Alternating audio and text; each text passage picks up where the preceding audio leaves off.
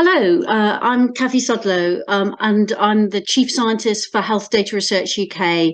I have really the greatest pleasure in introducing our next speaker, Ken Kukia.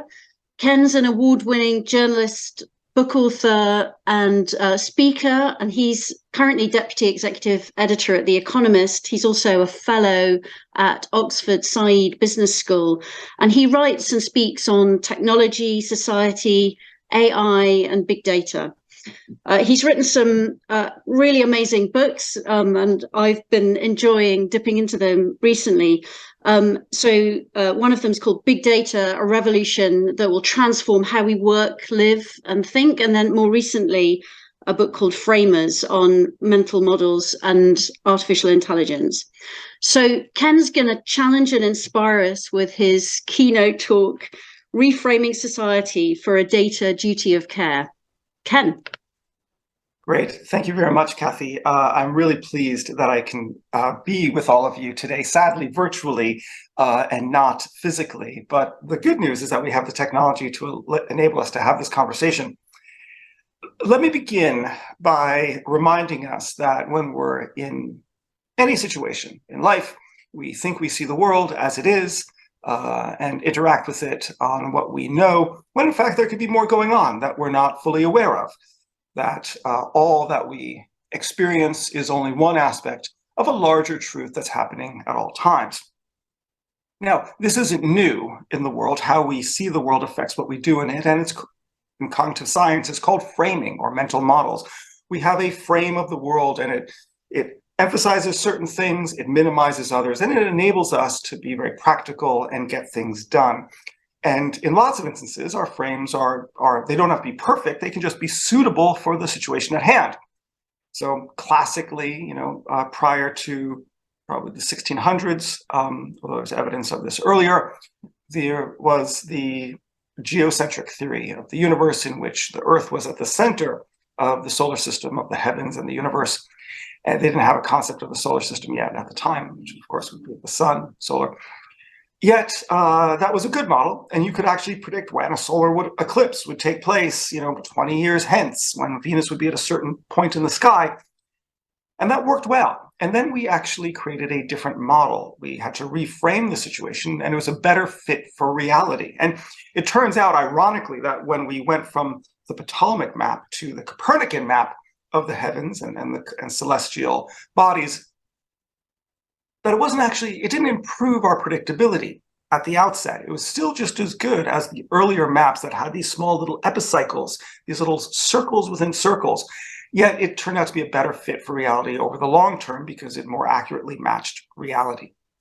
Now, I think that we're due in society for lots of reframing opportunities because the problems that we face are so radical and we've not been able to solve them with our current thinking. We need to re-see the problem in order to find new solutions to that. And you can go across the panoply of society, one example being climate change, obviously, is one where we could do that. But another one is going to be in healthcare. And that's what I want to talk to you today about. These mental models that we have allow us to not only predict the future, understand the world, but also to act in it. So one mystery for many people who are both in the medical profession as well as laymen is the history of bloodletting, because it's just such an interesting and really sort of fascinating and wonderful way of looking at how an entire establishment can see one thing in the world and in fact something else operating behind it that they didn't see. Now, as you all may know, bloodletting was taking place for thousands of years. We've got recorded evidence of it in almost every civilization, in the Arab world, in Africa, in Asia, the Egyptians 3,000 years ago, and then more famously and more documentedly in our tradition in ancient Greece 2,000 years ago. Hippocrates famously was in favor of bloodletting. Galen, about 500 years later, 450 years later, was as well. And it was kind of a mystery in terms of how a technique that in some ways did so much harm to patients could have continued all the way up until the mid-19th century. Like, how did that happen? was a way of seeing the world, but seeing the world in an imperfect way, right? Of course, because we all know that if you do some form of treatment on people like bloodletting, some patients are going to survive because they're going to survive anyway. And some people are going to perish, and maybe you didn't take out enough blood, or you administered it too late, or the disease was just so far advanced, nothing would have saved the patient. And so you validated the practice either way. Okay. Famously, in the 1799, George Washington had a sore throat. They took out 2 pints of blood. He was dead within a day. But, they could justify that would be the case. And I should also want to add, the placebo effect was absolutely critical in this as well. So what would happen is it would take a Frenchman in the mid-1800s to come up with a new way of thinking about bloodletting in general and medical practice in specifically. And he's famously the father of medical data. I know what you're probably thinking. You're probably thinking the exact same question that I'm thinking. You're thinking to yourself, what's his last name? It's Dr. Louis, for the record. And so Dr. Louis collected data and was able to identify that, in fact, in the case of pneumonia patients first, that it didn't always work. And that was a radical departure because it was part of the standard practice otherwise in the medical sciences. Now, what I love so much about this, of collecting data, looking at evidence, developing a model, changing the mental model and changing the basis of practice and reframing all of medical science with a lot of absolute dramatic fights over it, because when he advanced his theories, it was completely rejected because he didn't have a causal notion. In fact, it's a little bit more cockamamie than that. His data was only 77 observations, 77 patients. His data showed that it was actually bad to bloodlet in the later stages of pneumonia, but in the earlier stages, it was okay. So it turns out it's a little bit more cloudy than the simplistic version that we see. But the key point is that over time, with the help of others, in fact, who were able to create causal links, particularly for inflammation and bloodletting when Pasteur created germ theory, that the practice died down, even though we all know that today bloodletting is actually a viable technique for lots of different ailments, just not for all ailments. And for most ailments, it's not. So where do we go with this? Well, all we need to do is take this one example and then look at society and think to ourselves, where in the world are we practicing something that looks a little bit like bloodletting before we applied information, data, la méthode numérique to it? And I would advance pretty much everywhere in society. Yes, pretty much everywhere in society, I think that we're only touching the surface of using data to resolve some of our problems. And the place that is, in some ways, ironically, I wouldn't say the least suited to it, but certainly far behind where it should be, is the medical establishment. And this is, I want to stress that I recognize I'm preaching to the choir here. I'm not admonishing you. I'm here to challenge you and probe you so that together we can take the hill, which is to sort of use data. And what I mean by that is to use data in this form, to create what I will call a data duty of care. Okay? The data duty of care becomes a positive obligation to use information in which to make decisions or else risk the liability of negligence. Okay, so the duty of care in British law is well established. It dates itself from the mid-1800s in a famous case in a stagecoach in which the person who was operating on behalf, the stagecoach on behalf of the Postmaster General didn't take the precautions. The stagecoach collapsed. The driver got injured. The driver sued the person who had the obligation to have a stagecoach that worked, and that obligation was failed, and he was held liable. About almost a century later, about 80 years later, a similar situation happened in product liability, in which there was a small snail in a ginger beer. The person drank it, got very ill, and sued and said the company had failed to administer their duty of care. And now we can look at so many aspects that if we were to create this positive obligation, this legal test, that we would change how we worked. Now, the legal test, I beg your pardon, you can see that I'm suffering myself from the same ailment that all of our children have, a common cold that has rendered me useless.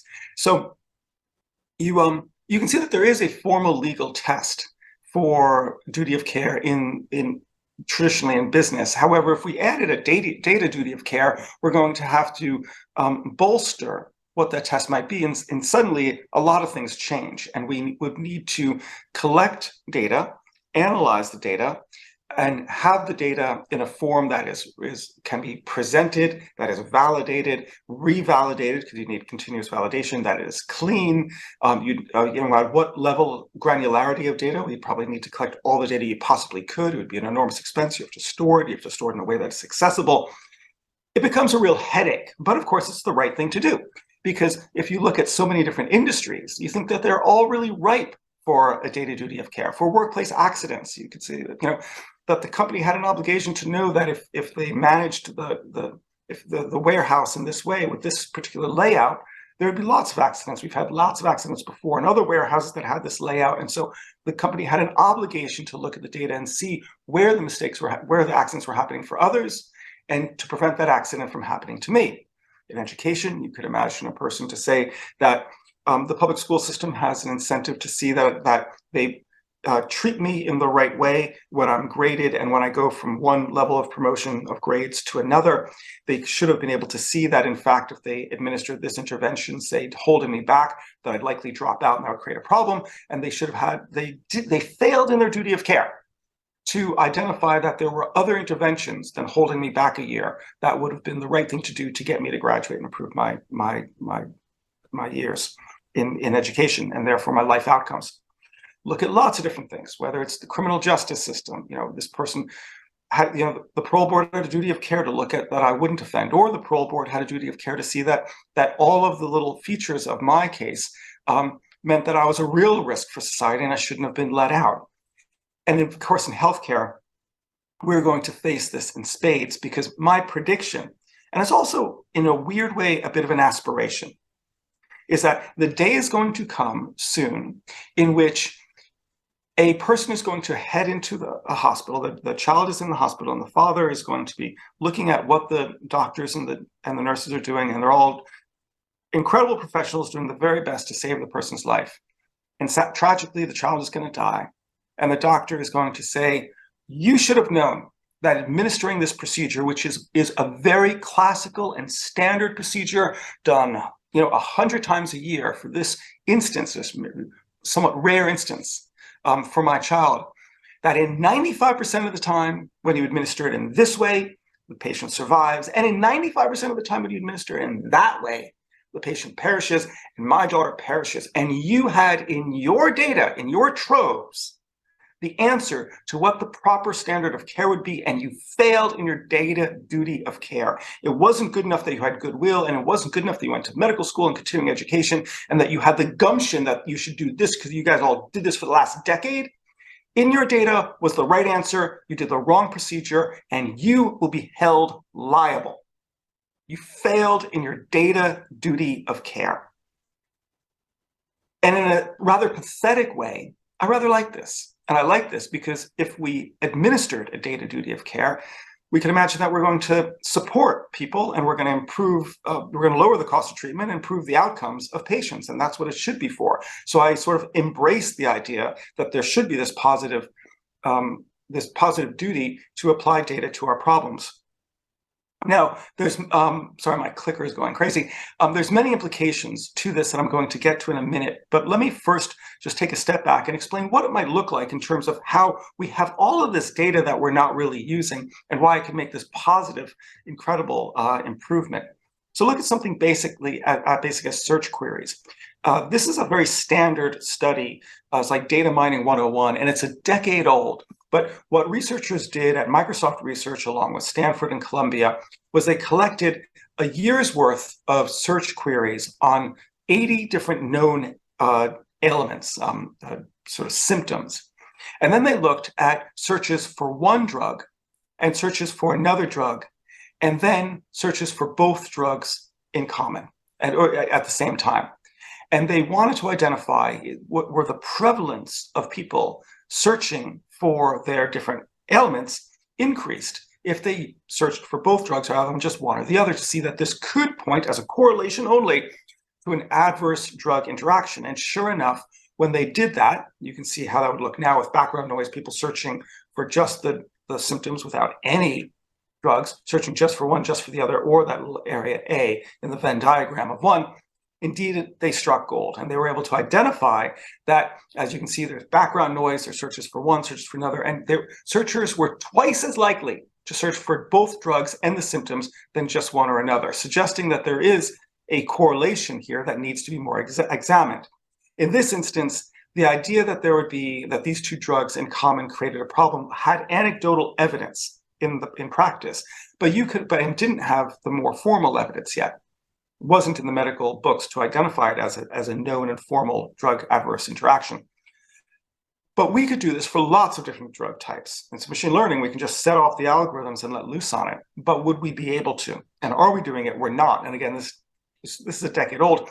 Same study, which is a very classic data mining 101 study, could be done and has been done in research for actual diseases, particularly pancreatic cancer. But it's, again, not used in practice. And if you had a data duty of care, imagine that maybe we should. But we have to frame lots of things to get there. So the first thing is we need to reframe consent. Now I have to disclose at this point that my computer screen has my own, I don't actually see my slide. So let me try to increase it to see if I can make it bigger. No, that didn't do it. So let's, I'm gonna have to squint to remind myself what my point is here. Yeah, okay. So it's on the question of opt-out. Now, on opting out, we make it not only possible, but in some ways we coax people to make it extremely more than simple, but almost push them to opt out. But if you were to truly reframe consent in a world of a data duty of care, you'd have to pose the question, should people be able to opt out at all? Why? On what theory? If the data is going to be anonymized, for example, it's going to be used for research and it's going to turn back into your care, and it's going to be in an environment of a national service of free medicine because it's provided for by the state. Why would you actually even give people the option to opt out? And if you did, for some reason, that you felt that there was in a liberal society people should have it, maybe we want to impose that ability to do it a little bit like we do for conscientious objectors during wartime, in which you have to go to a tribunal. You have to plead your case. It'll be accepted, but there's such a huge bureaucratic rigmarole, and also, I'll be honest, a stigma of not doing what's right for the country at a time of need, that a lot of people wouldn't do it, and they would just accept it. Right? I'm amazed that when I go into a medical situation that I'm given the option to do it, because I think, no, I actually want people to use my data. I think there's an obligation for that. And what we do know is that from the data shows that actually most people are extremely willing to share their medical data, particularly if it's anonymized, but more importantly, even if it's not, but it means that people are going to be sort of supported and helped by having their data used. So the next area that we need to reframe is to reframe the issue of privacy. Here, in terms of privacy, many of the features of privacy rules actually fly in the face of a data duty of care. They actually don't work. One classic example is if you had the data duty of care, you want to collect all the data you possibly could. But one of the principles of privacy guidelines dating back from the OECD's famous 1984 guidelines is that you should have data minimization. They should use the least amount of data. Also, another one is that you should destroy the data after its primary use is fulfilled. But of course, you would always be using the data, so you'd never want to destroy the data. That you'd not want to use data on sensitive information on particular classes of people, minorities, people who are gay, right? You wouldn't want to identify gender sometimes. The FDA, until recently, did not collect data on medical devices that are implantable in patients by gender. However, ironically, women were twice as likely to suffer injury or death because of medical and device implantations than men, but that data wasn't collected on a gender or sex basis. That's crazy. Now they've changed that because researchers have shown the fact that it hurts women more than men. But the key thing is that the data is not collected under the well-meaning belief that it should be somehow private, and you don't want to have that information, but you want to reframe the data itself. And it doesn't help that we're in an environment in which there is activist organizations that are dedicated to minimizing the use of data in society, not only sort of Privacy International and Med Confidential that sort of try to put a crimp on using data, but even the ICO, which has a mandate purely for protection and not for innovation. It needs to have a dual mandate to be responsible in the modern era. Likewise, we've got media scare stories that have held the situation back, which has harmed patient health and the research community, and probably wouldn't be happening. We need to reframe usage as well. And here, you could imagine that we would have this must-use provision in which it has to be used. But to get there, we're going to need political leadership. And sadly, that is in short supply. In the case of the Track and Trace app, which from an epidemiological standpoint was sort of a beautiful way to either to minimize lockdowns, to have it targeted, to have it but for a shorter duration, if it was used in an effective way. The data really wasn't used. It was used a little bit, but not very well. And it was a tragedy that there was a lot of public uncertainty over it, and there was no politicians willing to step up and to support how it was going to be used. In fact, when one of the ministers, I believe it was Matt Hancock, was asked why the data was being held for 20 years, which seemed like a long period of time, didn't have a good answer, didn't really know, and so it wasn't going to defend it. In fact, what he could have said is why you need to hold it for 20 years, or to say, actually, that was a mistake. It should only be for 5 years, and we're going to renew it, or if it's going to only be for 1 year, renewable if we need to. However, the good news, as you may know, is that the situation is moving, albeit more slowly than I would like, and I think that we would like, towards using data. And the government issued a white paper last summer in that direction. But we've seen lots of these white papers over the last decade, and we've not seen enough movement relative to the benefit that we can get from it. To reframe it, we leave the world of privacy and this sort of amorphous topic and into the world of confidentiality, which people actually really care about. We leave the world of statistics and go into the more advanced forms of getting benefits from data, which is, of course, AI. And at the same time, we leave the world of harm and into the benefit that we get from using it. Now, this is not to say that there are not challenges, risks, and real dangers. And there are. A society is collecting all this information in the wrong hands. Really heinous things can happen to it. I'm extremely aware of that issue. My own family life and narrative of my grandparents, my parents attest to our full understanding of these problems. However, I still think that if we have a good society and a wise society and the rule of law, that we can balance both the need to use this data as well as downplay the potential harms. If not, what we do have are some of the smartest people in the world making decisions without using their heads, without using the méthode numérique and the way of bringing evidence into policy, and not just into policy, into medical practice to support patients. And if you believe we have a moral obligation to reduce suffering where we can and to preserve life where we can, as I do, then I think we have that moral obligation, that positive obligation to use data for that purpose. However, the forces of reaction and of the status quo and of yesterday are very powerful. So we better get to work. Thanks a lot.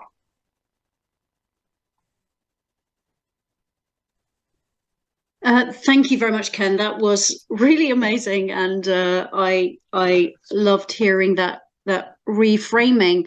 There's a few questions from participants who've been listening in, but I'm going to take chair's prerogative and just ask you for your guidance on how we as a community consisting of researchers and NHS clinicians, patients, members of the public, and a range of other stakeholders, how can we as a community sort of take forward this reframing agenda and do something meaningful with it to influence some of the challenges that you alluded to? Are there some practical steps that you think we could take? Yeah, I think there is. If we're not getting the leadership that we need from the political class, then we need to sort of do it ourselves. So I think there is an outreach to be had to make the case for why using data is important, and using more data and having this positive obligation to use it is done by practitioners talking to the media whenever they can about it and making a case for it, and then also talking to people in government and administrators at the local hospitals, and explaining that, well, I guess twofold, the carrot and the stick. One, this can be a beautiful thing if we get it right, that we can really support people, and that's what our jobs are. But secondly, hit them over the head with it and say, look, the day is going to come. We're going to be walloped for, we're going to owe a lot of money to somebody because we're going to do the right thing because we think it's the right thing, and it's going to be the wrong thing. And we should have known it, and we sort of knew it, but it was in our data and we didn't actually analyze the data well enough. So there's also a business model to be had. Insurance could come in and so could mandate certain standards to lower their risks, and that would be a good thing using the market mechanism. If not, the alternative is going to be entrepreneurial law firms who are going to sue the bejesus out of the nicest, most decent people in the world, the guy who was saving my life, right? Who I don't want to be sued, right? But that's what's going to happen. So particularly it's going to happen in America for all the reasons that it's the Death Star of medical science and markets. So but it's going to happen here too. So I think the carrot and stick approach, and being very vocal about it, and being very explicit to say, hey, we're not getting the leadership we need from the politicians. So we as practitioners need to make the case.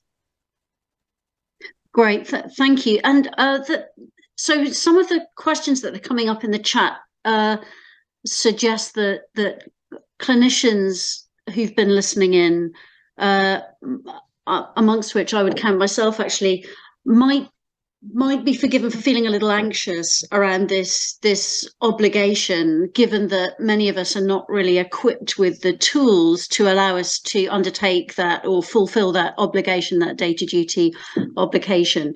So what do we need to do to ensure that all of this data is available to clinicians in a way that's helpful and not overwhelming? What's the role of policymakers, commissioners, etc.? So being a journalist, the nice thing about journalists is you can come up with any answer and you don't have to implement it.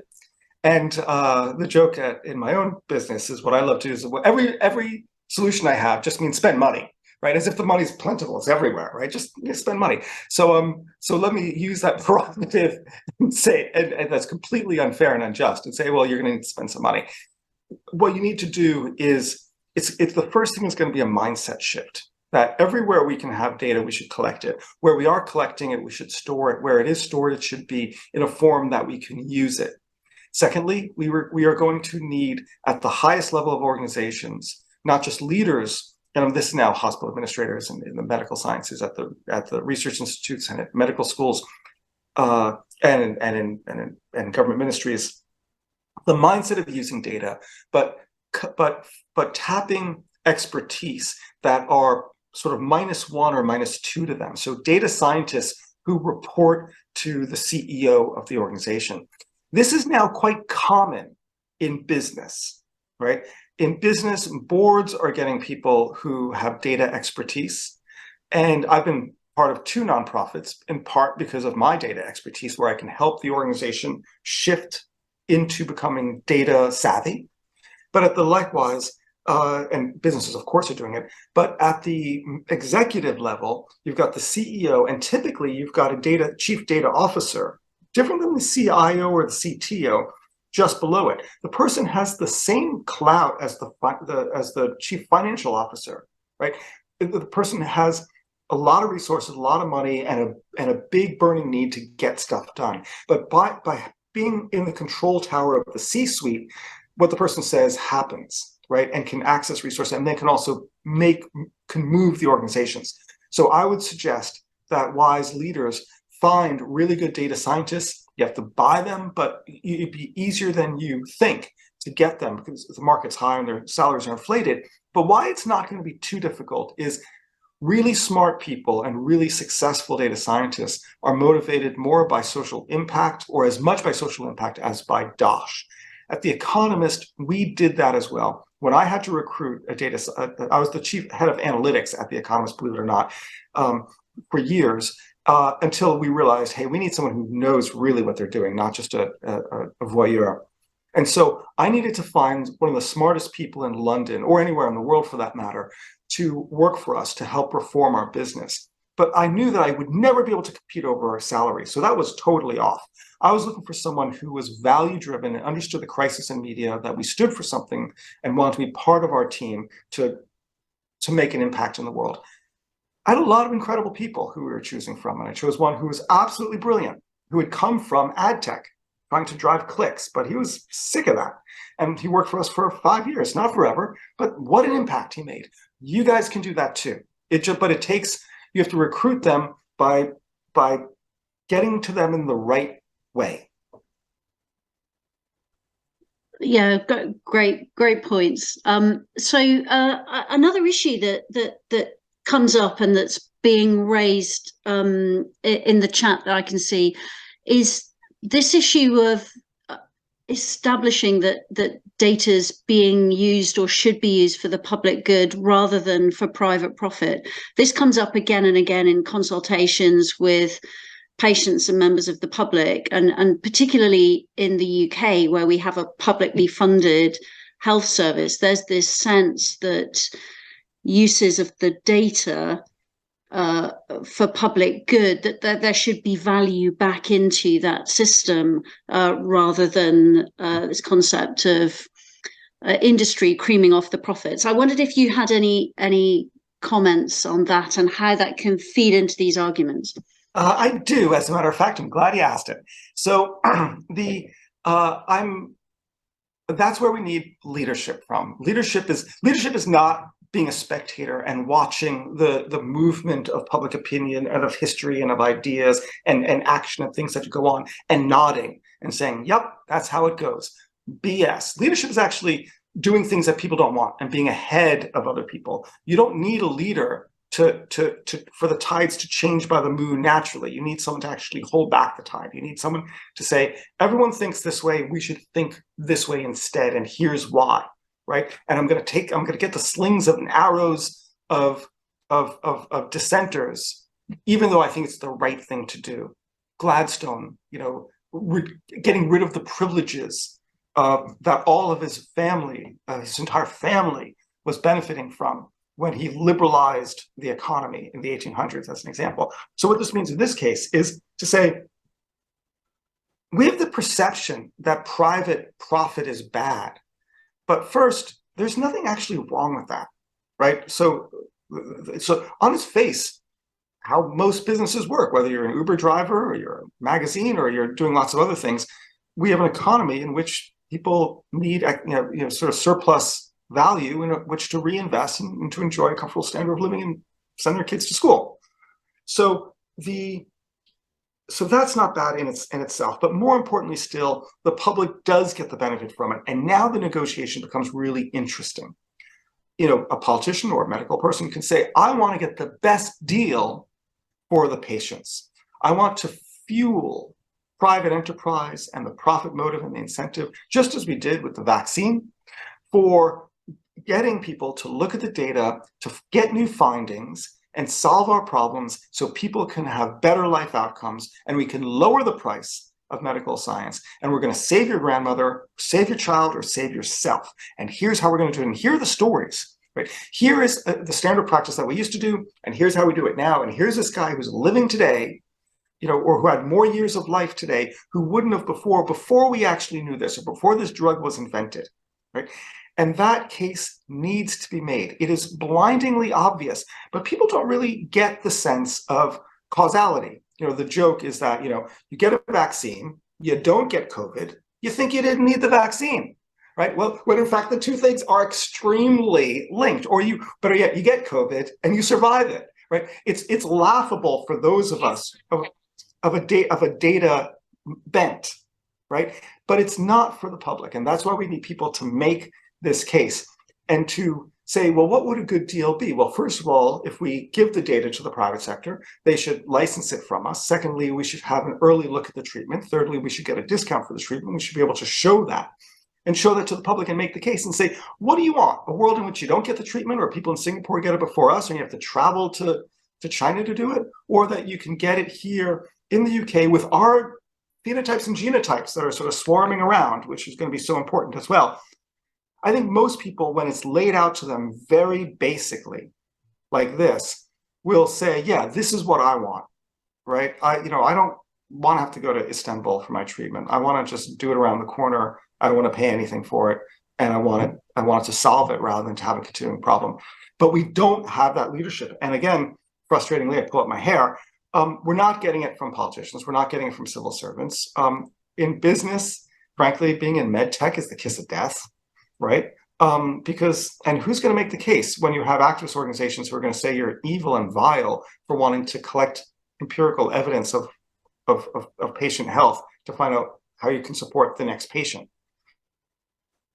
It doesn't look pretty, I'm going to accept. However, that's what leadership is. I mean, that's why I'm making the case, and I'll accept those arrows, because maybe like you, I've been in situations where I've looked down the beady road of a medical ailment and was really nervous. And I was really grateful for the care that I got. And I feel I have a moral obligation to speak out and use data where we can. Fantastic. Thank you so much, Ken. We could go on talking for a long time. I certainly could, but we're going to have to wind up the session to give people a chance to grab a coffee before they come back at 11.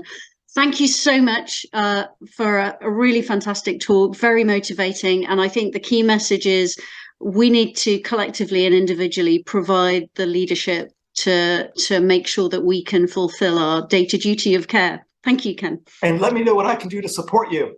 We will. Good. Thanks a lot.